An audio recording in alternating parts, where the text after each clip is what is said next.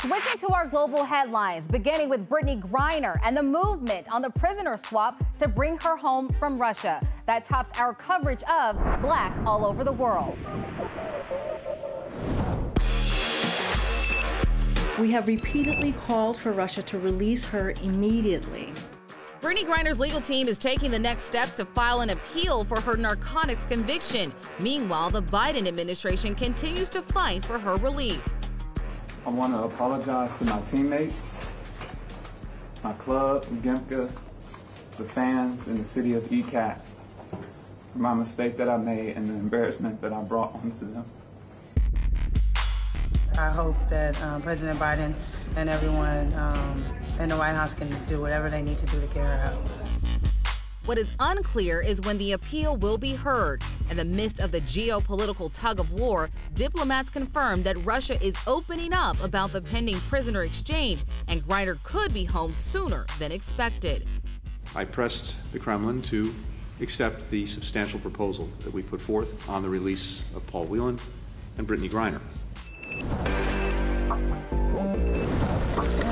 Next stop, we head to Panama as we dive into what is behind the largest protests in the country since the fall of their dictator Manuel Noriega in 1989.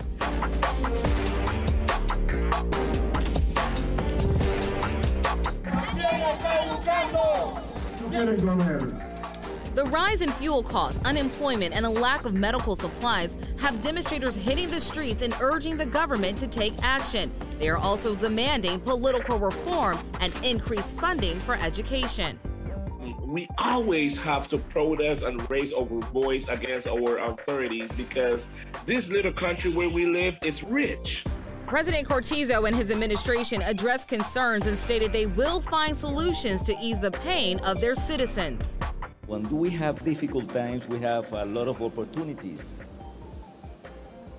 And when I heard Mr. Mauricio today say Panama is the right place to be, I agree with him.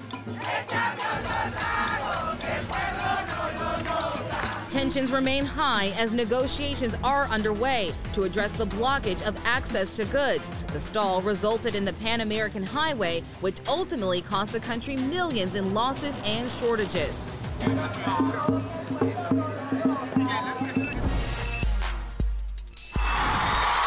Kenya's Deputy President William Ruto has won the country's presidential election. Now to Kenya, where election results rolled in, declaring the so-called hustler-in-chief, William Ruto, as the nation's 5th president. He received 51% of the vote. My gratitude also goes to the people of Kenya,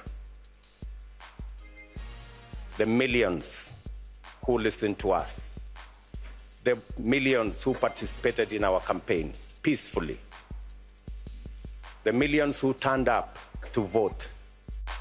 Some are hoping Ruto will bring change, while others protested and stormed the stage of the main tallying center in Nairobi. The figures announced by Mr. Chebukati are null and void. Odinga, who has run for president for almost 25 years, is now rejecting Ruto's victory and is currently seeking to file a petition to fight. We totally and without reservations reject the presidential results announced yesterday by Mr. Chebukati. If the efforts fail, Ruto will be sworn into office and plans to reconcile with the political parties in hopes of getting the country to work together. Next, we head to Sierra Leone as more protesters are taking to the streets of Freetown, bringing light to the rise of inflation and police brutality. Growing violence between security officers and citizens led to a recent anti-government protest. 6 police officers and at least 21 civilians have been killed during the demonstrations. The country is currently under a nationwide curfew.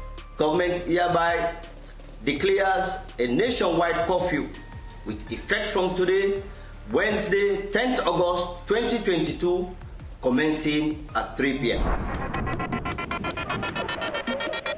Stay with us. There's more Revolt Black News Weekly straight ahead, including our heated conversation on who has the license to use the N-word.